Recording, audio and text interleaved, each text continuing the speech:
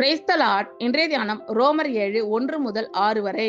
நியாயப்பிரமாணத்தை அறிந்திருக்கிறவர்களுடனே பேசுகிறேன். சகோதரரே, ஒரு மனுஷன் உயிரோடு இருக்கும் அளவும் நியாயப்பிரமாணம் அவனை ஆளுகிறது என்று அறியாமல் இருக்கிறீர்களா? அது எப்படி என்றால், புருஷனை உடைய ஸ்திரீ தன் புருஷன் உயிரோடு இருக்கும் அளவும் நியாயப்பிரமாணத்தின்படியே அவனுடைய நிபந்தனைக்கு உட்பட்டிருக்கிறாள். புருஷன் மரித்த பின்பு புருஷனை பற்றிய பிரமாணத்தினின்று விடுதலையாய் இருக்கிறாள். ஆகையால் புருஷன் உயிரோடு இருக்கையில் அவள் வேறொரு புருஷனை விவாகம் பண்ணினால் விபசாரி எனப்படுவாள். புருஷன் மரித்த பின்பு அவள் அந்த பிரமாணத்தினின்று விடுதலையானபடியால் வேறொரு புருஷனை விவாகம் பண்ணினாலும் விபசாரி அல்ல. அப்படி போல என் சகோதரரே, நீங்கள் மரித்தோரிலிருந்து எழுந்த கிறிஸ்து என்னும் வேறொரு உடையவர்களாகி தேவனுக்கென்று கனி கொடுக்கும்படி கிறிஸ்துவின் சரீரத்தினாலே நியாயப்பிரமாணத்துக்கு மரித்தவர்கள் ஆனீர்கள்.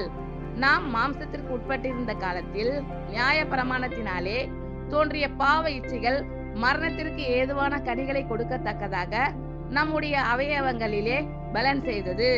இப்பொழுதோ நாம் பழமையான எழுத்தின்படி அல்ல, புதுமையான ஆவியின்படி ஊழியம் செய்யத்தக்கதாக நம்மை கட்டியிருந்த நியாயப்பிரமாணத்துக்கு நாம் மரித்தவர்களாகி அதனின்று விடுதலையாக்கப்பட்டிருக்கிறோம். நியாயப்பிரமாணத்தை அறிந்திருக்கிறவர்களுடனே பேசுகிறேன்.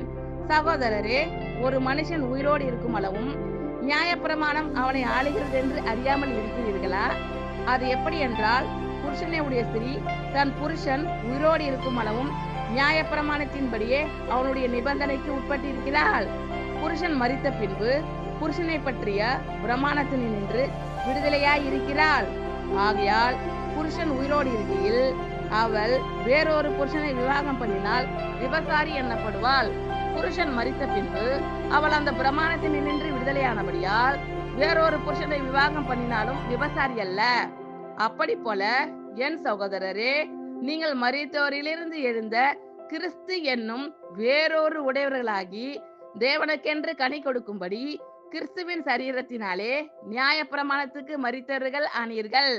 நாம் மாம்சத்திற்கு உட்பட்டிருந்த காலத்தில் நியாயப்பிரமாணத்தினாலே தோன்றிய பாவ இச்சைகள் மரணத்திற்கு ஏதுவான கனிகளை கொடுக்கத்தக்கதாக நம்முடைய அவயவங்களிலே பலன் செய்தது.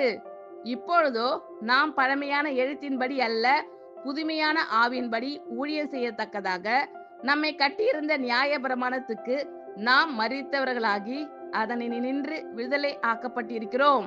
ஆமென். Thank you Lord. கர்த்தர் உங்கள் அனைவரையும் ஆசீர்வதிப்பாராக. God bless you all.